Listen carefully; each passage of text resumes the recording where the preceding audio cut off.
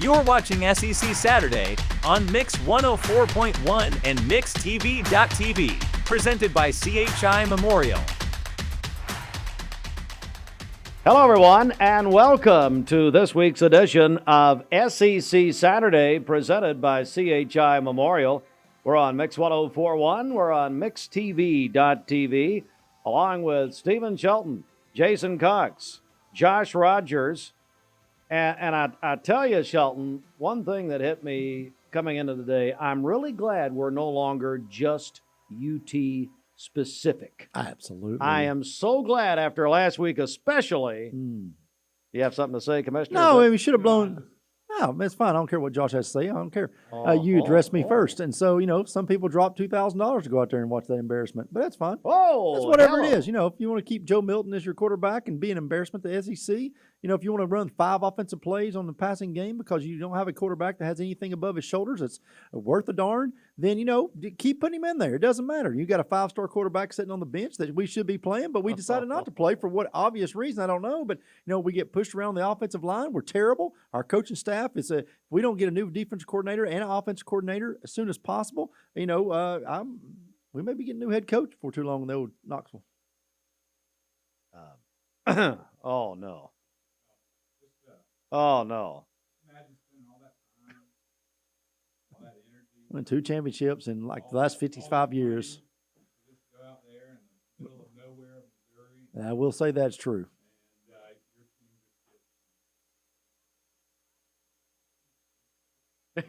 The best part of this show is Josh Rogers' mic's not plugged in.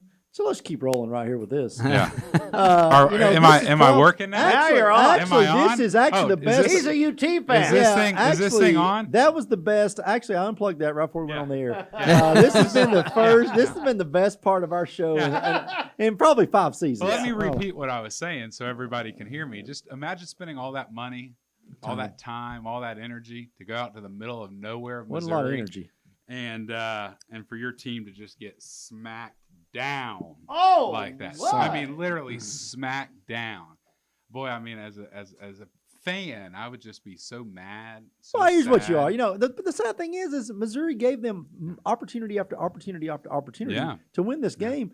But when you run 3 offensive plays on the rushing game and you run 5 on offense and you still can't hit a slant. 37 slant attempts this year. He's hit 1 on stride that went for a touchdown. Everything else is behind him. If I'm squirrel wide, I'm saying, hey, I'm going to run a little slower so you can throw it ahead of me. Is the worst quarterback. Garantano used to be the worst quarterback in Tennessee history. Joe Milton is by far the worst quarterback in Tennessee history. It's not even close. Well, you can talk about the intangibles. Hold on. You can talk about the intangibles of quarterback play in the SEC or even the University of Tennessee. This guy has zero ability to play quarterback at the University of Tennessee or anywhere else in the SEC. And this coaching staff got so embedded with this guy because of his loyalty. Well, loyalty got Philip Fulmer fired years ago. So go ahead and ride this pony out if you want to against Georgia, which we're going to lose to by 1,000, and Vanderbilt, who will kill by 1,000. You're finishing 8-4 no matter what. Go ahead and put Nico in this week. Go ahead and let him get started. Let's get him where he doesn't jump to Oregon because that's where he's going because of Nike money if you don't play him this year. Absolutely. And we're going to be sitting here with a no-man land quarterback next year, and you're going to go 8-4 again, and we're going to be right back in the Bush Jones era. Yeah. Imagine being a Tennessee apologist and sitting up on this panel and saying that Tennessee is going to rush for 5,000 yards. And they got 83. At 20 at halftime. 20 at halftime. Yeah. I love you, brother. Man. But 5,000 yards rushing against Missouri, and we couldn't even get 100. So listen, everything pointed to the fact we were going to be able to rush the football. All right. Now there's an English word for me saying 5,000 yards. That's I didn't the mean English word's looking 5,000. for. I think Cody Schrader for Missouri rushed for 5,000 yards. The D2 transfer. Yeah. From Carson Newman or wherever he came from. Went over there to Missouri and ran for 5,000 yards. They put him on their shoulders at the end of the game and paraded him around like he was the next coming. Yeah, Eli Drinkwitz, SEC Coach of the Year, hands down. And calling the timeout at the end before the field goal. Yeah. I'm with him. Yeah, you know what? absolutely. Heck with it. At that point, go ahead and get what you can get, buddy. Yeah. At the end of the game, and I won't use the language he used, Please. but he said, we kicked their beep. tonight. Up front, they did. And they absolutely 100% did. Tennessee looked, and I know you want to get in on this. Tennessee. I really don't. Tennessee looked horrible. I mean, honestly, it was I thought there really couldn't be a worse game than Florida this year. Oh, no. But hands down, it was the worst game they played. Let's go back. The worst SEC loss that this team has had in years, everybody talks about, well, South Carolina put up 63. Well, you know what? Tennessee put up 37. Guess what? The worst loss in this coaching staff's history was in Missouri. They got beat by more points in Missouri than they did at South Carolina last year. This coaching staff has the inability to prepare this team for road games. How they get them up, these are front runners. These guys, they play off emotion and whatever's going on. We didn't have our band. We didn't have our cheerleaders. We didn't have Davy Crockett. We didn't have Smokey. Nobody showed up because Missouri's like playing at Walker Valley or Bradley. It's so small you can't get anybody in there. But at the end of the day, it's a terrible facility. It is, you saw on their turf looks like it's from 1986. Yep. You saw on the touchdown play, we get a cleat caught in the turf and tear up a guy's knee because they won't upgrade their facilities. It's a terrible. Everything about Missouri is terrible except for football team. But I'm gonna tell you this coaching staff, if they don't learn to win on the road in the SEC, they're going to be sitting at home with two other coaches that we'll talk about the hot seat later, and maybe three other coaches after this week. It is a terrible preparation for multiple times. South Carolina last year, Alabama in the second half, Florida this year, and now Missouri. They cannot win on the road. Well, facilities don't win games, and Missouri proved that. And a stat from this past week that I saw in the game, Josh Heupel is now 1-10 when losing at halftime. So, we'll see if that goes to 1-11 this week against Georgia and kind of see what happened and see what happened. Hey, we got to have a little bit of hope for you guys. I got hope that we get to Vanderbilt. Jason Cox. Hey, guys, what's up? I'm sure you can't wait to weigh in on this. Oh, I can't. First of all, Jalen Wright fumbling the football right before halftime, and then our defense just going to sleep on the field and letting Cody Schrader and that quarterback just march down the field for a chip shot field goal was ridiculous. And at that point, you just knew it wasn't our day. But you know what?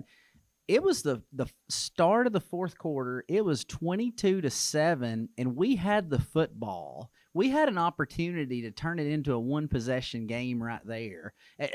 As terrible as Tennessee played, they could have been in the football game in the fourth quarter, and we just couldn't get it done. I mean, it was just a story of the day.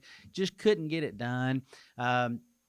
We scored 7 points. How does this offense only score 7 points? Because Joe Milton. We only had Joe Milton's quarterback. Our offense coordinator couldn't coach, at Copper Basin. And then at the flip side of that, you only had one series with the football in the first quarter. Well, that's true. But listen, Missouri put in the Florida defense against us. They only had 6 in the box most of the day, and we couldn't run it. Why could we not run the football against a 6-man box? That's we always up front. And it was just sad. They were distant. But I've talked all season about Georgia's been sleepwalking. They've not been interested. Tennessee shouldn't have even got off the bus because they sleepwalked through the game. They got their tails kicked, and now here we are with 7-3. We're going to be 8-4, like Shelton said. It's a foregone conclusion. We'll see. Music City Bowl, here we come. Apparently, did somebody hear Coach Heupel say that if you don't really want to come, this is before they left, then stay at home? Did you hear him tell the team that? I listened to the whole coaching show. I didn't hear that part. That was, I think, something he was heard to have said, and it was reported on in Knoxville media.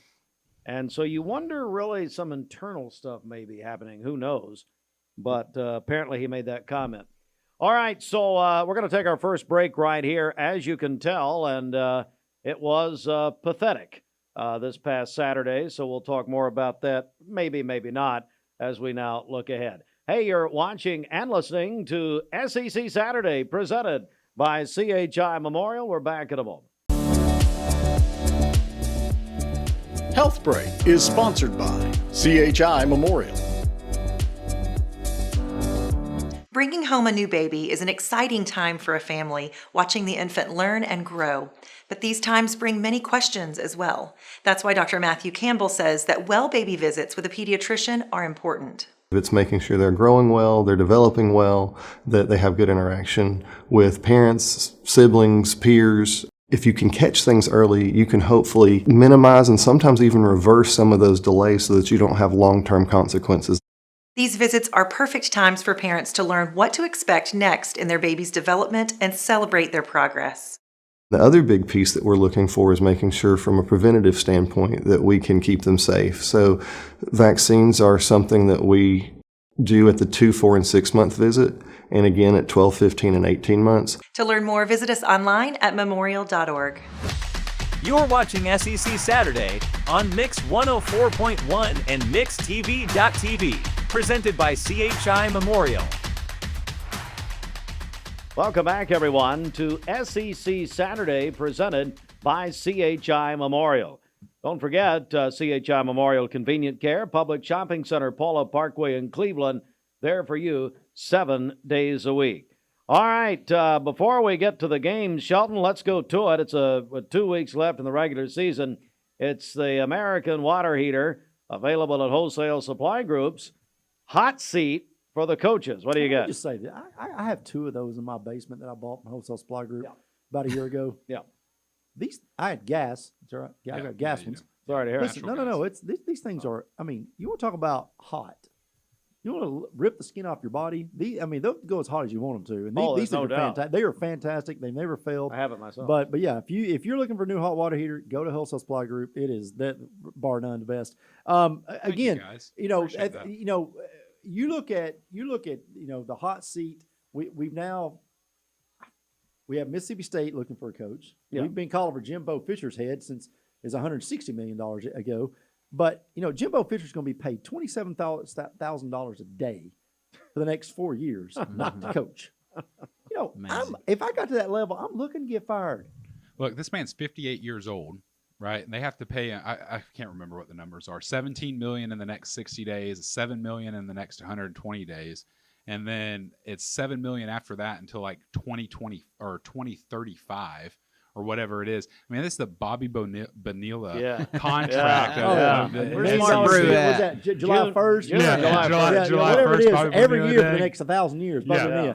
But it's $1 million. Do you coach? Like, if you're Jimbo, let me ask this: like, if you're Jimbo Fisher and one of these jobs comes up in the SEC, or because in the contract, the contract's empty. His contract, he is one of the only coaches that has no rider in it that says he can't coach. So if he goes and makes $5 million a year coaching somewhere, he can still get paid that $7 million.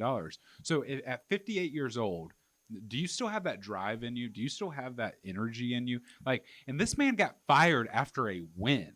Like, so they knew this was coming. Like, this was going to happen.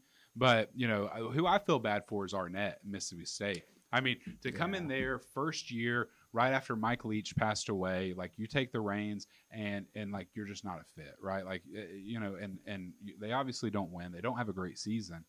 But for me, I feel bad for him. He'll get another coaching gig somewhere, Toledo or someplace like that. But who do you have like that's going to come in and fill Texas A&M's shoes? All right, let's get to that. So here's my deal. Let's go Mississippi State first. Okay. Arnett is going to land a coaching gig, and I have a feeling it may be in Knoxville as defense coordinator. This guy can coach defense. Yeah, he can. No doubt about it. He will land a big-time coaching gig in the SEC. He's too good. Could you imagine working for someone having no inkling of being a head coach at his age, and all of a sudden you wake up one morning, your AD skips town, you've got an interim AD that appoints you as the new head coach, you're trying to fill shoes, the recruits are leaving left and right because the Pirate's gone and they don't know what's going to go on. I just felt bad for this. He got a raw deal on this Absolutely. thing. The other one, Jimbo Fisher, you got what you asked for. Sure. You got a guy that won a national championship with Jameis Winston. Yeah. You brought him in and you 20 gave him all the money in the world. And it failed. Who follows Jimbo Fisher? Who's crazy enough to follow Jimbo Fisher? Well, here's the thing: is Dan Lanning already said that he's staying at Oregon. Prime already said that he's staying at Colorado. Don't believe it. I don't either, but that's what he's saying right now. They're honest. They really are. Your man Beamer said that he's staying. And here's the reason why. What did you get Beamer for? So the I'm about reason to fire him right now. Here's the reason why. And I think Shane Beamer, that might be the next coach. Well, sorry, not Texas A&M, but at Mississippi State. Okay, and I know we're on Texas A&M, but I don't see a coach out there. The one coach that I really think that is going to come to Texas A&M and mark me down for this, Dan Campbell, the Lions NFL head coach for the Detroit Lions, played at Texas A&M. I believe he'll come back and he'll be the head coach for Texas A&M. Whoa. I think The he'll next leave head the coach NFL. at Texas A&M is either going to be Urban Meyer, No. because they have more money than God at this point. I think Deion Sanders in running. I agree. And don't sleep on two different names that are head coaches right now. Old Gus is doing a really good job at Central Florida, and he's already proven he can win a national championship and coach in the SEC. So Gus Manziel at Central Florida, and the Lane Train is always looking for a bigger wallet. Don't be surprised if he doesn't jump. Now let's move on to Mississippi State. Sometimes, boys, you get first time around when you're dating a girl and it doesn't work out. Now, here we go. Doesn't mean you can't date her again. And sometimes they both grown into this. Dan Mullen is being rumored as the leading I've seen that candidate at Mississippi State. He is the only successful coach in the last 25 years there. Dan Mullen could come reunite that candle. Yep. Get that flame burning again. Wow. There's a coach that I will say it. So I think Beamer goes out there. His wife is from Starkville, graduate of Starkville. His best friend is the athletic director out there. He says he wants to stay at South Carolina in his interview yesterday or earlier this week. I think he ends up staying. But I'll give you a name of somebody that can go out there and win, I think, right away. And you'll laugh at me, but Will Muschamp. I think Georgia's defensive coordinator, our offensive coordinator. Loser. He's always been a loser. I understand. And so is why would you trade one loser at Mississippi State for another loser from South Carolina? I don't think the resources are less at Mississippi State than they are at South Carolina. You're not going to win anymore. Shane Beamer just needs to find him a nice, cushy bank job somewhere and run off into the. Jason, go ahead. Listen, y'all are doing a lot of talking, but I'm about to tell you the name, and it's who's going to be the head coach in Starkville. It's Jamie Chadwell from Liberty University. It's going to be Chadwell. I'm telling you right here, right now, it's going to be Jamie Chadwell. He's very, very successful in Coastal Carolina. Liberty's like 9-1 right now in his first year there. He's a rising star. It's going to be him, okay? And so y'all can talk about all these big names. Mississippi State's not going to hire any of them. They're going to hire Jamie Chadwell. There you have it. You heard it here, folks. All right, there we go. Let's pick some games right here. We'll pick one game, then we'll take a break and come back. All right, so speaking of, you guys were talking about Beamer at South Carolina. Kentucky will play at South Carolina tonight, 7:30 on the SEC Network. Cox, I tell you what. I'm going to start with you. He's talked the least of anybody. I get to talk, yeah. Kentucky at South Carolina. I'll go with the Wildcats. I think the offensive line, defensive line wins this football game, even though it's in South Carolina. I do want to get a new name on the hot seat, though. I didn't get to interject there. Clark Lee from Vanderbilt, and that's assuming Vanderbilt cares about football. That's always hot. But he is 2-9. They got beat 47-6 by South Carolina last week by a 3-6 South Carolina team coming in. I think Clark Lee's got to be on that hot seat talk now. But give me Kentucky in this game. All right, Shelton, what do you got? I think that the loser of this game, the coach gets fired after the game. No. Beamer loses, he's done. No. I'm telling you right now. Boys. If Kentucky drops this game at South Carolina, he's done. He is complete. Those people have already turned the page. They're talking about basketball. They got beat by Kansas. But I'm telling you, they are going to fire the loser of this game. The coach will be fired by the end of the year. I think Kentucky though goes over there and just rips South Carolina a new one. I just don't think South Carolina is very good at all, and I think Beamer is again. He's going to finish 4-8. They have Clemson next week, 4-8. There's no reason to keep him. There's been no injuries except for himself when he kicked the bucket, and broke his toe or whatever he did, ankle. There's been no injuries in this South Carolina team that would keep them from at least making to a bowl game.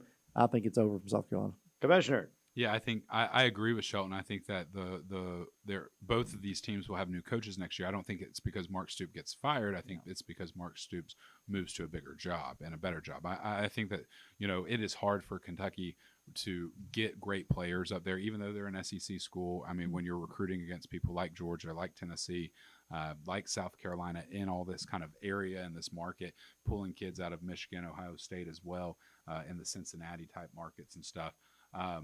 I like Kentucky a lot in this game, but give me South Carolina to win this one.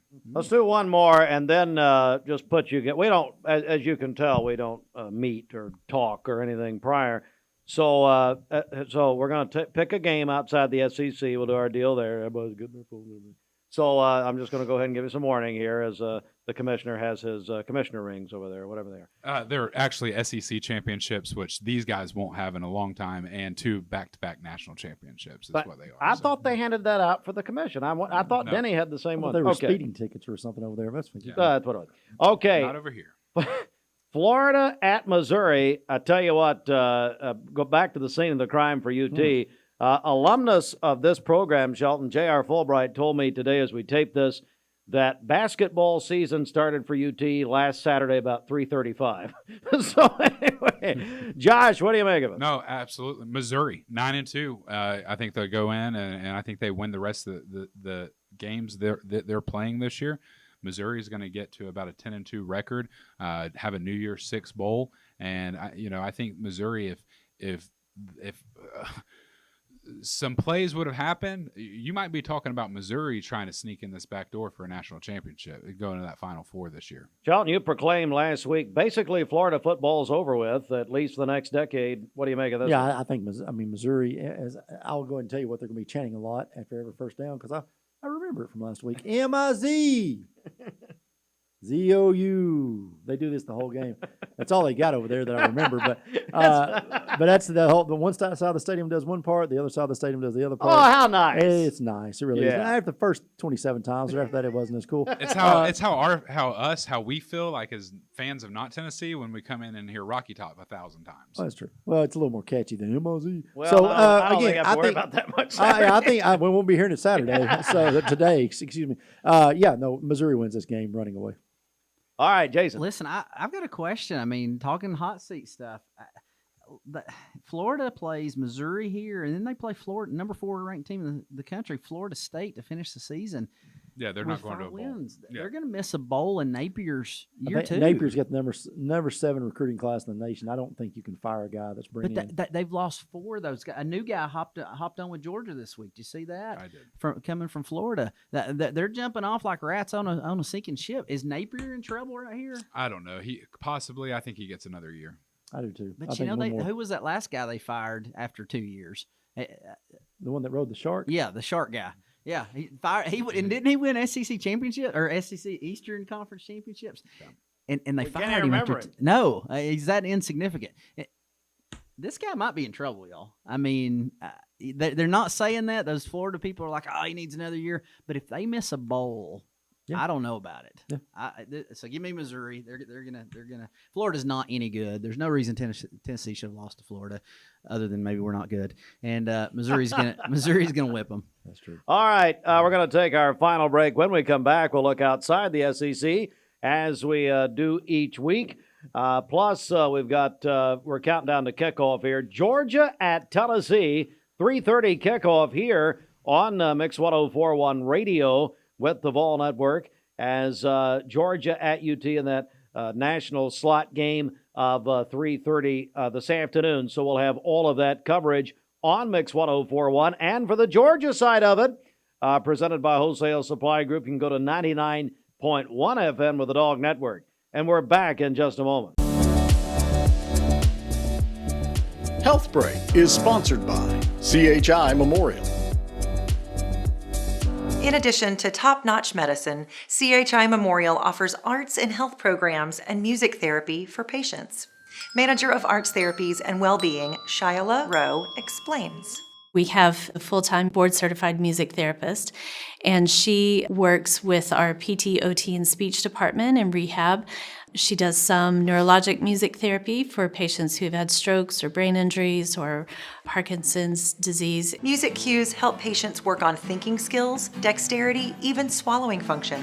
And of course, music offers emotional benefits as well. Can we make the experience better for patients? There's also some really great neuroscience around that too. The music therapy is actually going to help those patients be able to go home quicker too, because it can speed up that treatment process. To learn more, visit us online at memorial.org.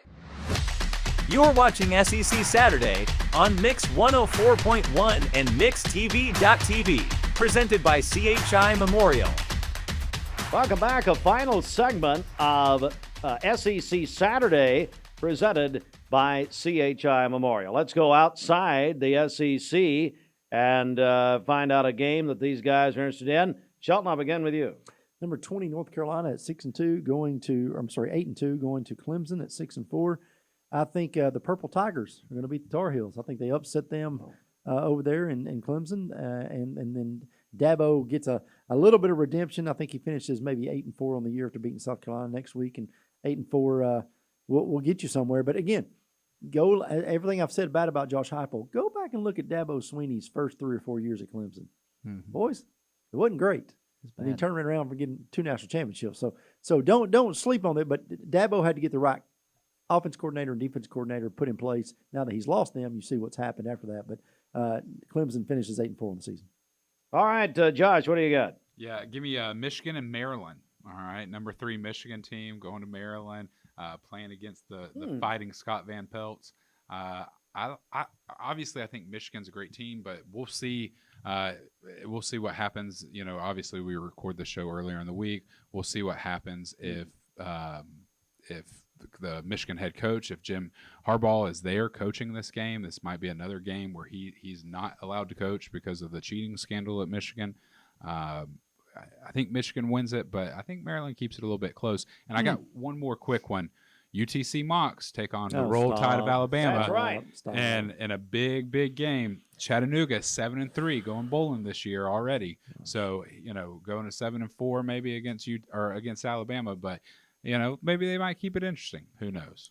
You notice Shelton at the beginning of the year and Jason that his other game was always Colorado. Boy, he dropped that. Always prime. He's jumped off the bus on that one. Yeah. The quotes and everything. Him? We can't. Is he still him? No, they ain't them. Him? They ain't them. They need to get some more dogs up front. I think the luggage he brought may have been imitation Louis. That's all I'm saying. I think so too. All right, Jason, who are you looking at? Give me Oregon State hosting the Washington Huskies, and what we decide is a Pac-4 battle. Yeah, is that where they're at now? Pac-4. You got Washington's number 5 in the country. Oregon State's number 11. This is a battle of really, really great quarterbacks. Michael Penix Jr. in the Heisman conversation against a former name from Clemson, DJ Uiagalelei. And so he has come risen to the top out there. He's got Oregon State 8-2, and it's hosted at Oregon State, and they're pretty tough there. So I think it could be a good ball game to watch. Well, and you're talking about the Pac-2. Of course, a judge earlier this week said that Washington State and Oregon State, the final 2 teams left, they actually have control now of the business of the Pac-2. Hard to believe. My game, of course, let's go to the Ivy League, where the real action happens. We're all looking forward to this one. Harvard and Yale. And that's the one they look forward to every year. Having a spelling bee before this one? Yep, they did, and they'll do some science projects at halftime. Okay. So we're gonna go. I'm gonna pick the upset. I'm going with Yale. They're at home though, and that game did start earlier as we take. Why Yale? You always have a connection. Yale. You know what? I'm just feeling it right here. Okay. I don't know. I don't really have anything this week. Harvard, you're safe. Yeah, that's a good point. All right. Now the game that we're really going to talk about, and that is Georgia at UT, 3:30 kickoff on the Vol Network, but also on the Dog Network, Mix 104.1 and 99.1 FM. I tell you what, Jason Cox, we're going to start with you. Do we have to? So I would say this: Georgia doesn't have a lot to play for other than staying undefeated, which is probably enough. But they've already won the East. They're probably going to be playing Alabama in the SEC championship. Is that right? Have they already clinched? Okay, so nothing to play for. Yeah, nothing to play for. They're going to be there. They're going to be, if they win that game in the SEC championship, they're going to be in the playoff. Tennessee comes in obviously beaten and wounded. The wheels are certainly looking to come off. But every week is week to week in college football. So while Tennessee's not going to win this game, I know y'all are looking at me like, okay, he's going to pick Tennessee. Tennessee's not winning this game. I do think Tennessee can make it interesting. I think they'll have enough pride to fight and to make it interesting. I don't know that it'll be a fourth quarter game, but I think at halftime we still have some pretty decent feelings about it. And, but give me Georgia by 14. Wow. All right, Commissioner. Listen, last week came on this show, talked about how, look, I just want Georgia to just win. Just win, baby. It doesn't matter if it's by 3, if it's by 7, or if it's by 30, right? And Georgia does have something to play for. They have something to play for called a back-to-back-to-back national champion, which hasn't happened since the 1930s. Georgia travels on up from Athens to Knoxville. That's a little Shelton there for you. Oh, dude. Heads into big orange country. And look, we just want to win, baby. That's it. Carson Beck's slinging that thing around right now. We got Brock Bowers back. Finally come back after this tightrope surgery. Only out for 4 weeks. Looking like he's Aaron Rodgers coming back from Achilles surgery here soon. Give me the Dogs to beat the Vols. I've got to pick them, right? And, we talked earlier about how all you hear up there in Knoxville is good old Rocky Top. But I hope that you guys hear this all night long, baby.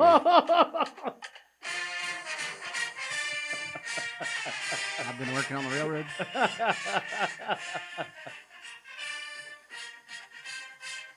Shelton? Oh, yeah, I think Georgia comes in. Georgia's the best team in the nation, bar none. They dismantled Ole Miss last year. They've shown that they are the best team. It's theirs to lose. Sorry, it's my turn. Sorry, these rings were holding my hands down. Sorry. That's true. You got all these rings on your hands. That's right. Okay, so anyways, they go to Tennessee. They annihilate the Vols by 28 or more. It's not even close. Tennessee's going to show that they're way behind in every aspect of this football game to win the East or win the SEC championship. Georgia is the best team in the nation. I think Georgia wins this game. They win out. They go play Alabama in the SEC championship, and they get upset by the Tide in the SEC championship game and get knocked out of the top 4. And they will not see a chance to win back to back to back. Would be the only first team. Y'all do know Dolly's going to be there, right? That may be the biggest storyline of this game. Dolly's going to be in Neyland Stadium. Yeah, I heard that. All right, guys, we got to run. That is it for us this week. Hey, let's head. Oh, there it is. Let's head to the Vol Network. That's ridiculous.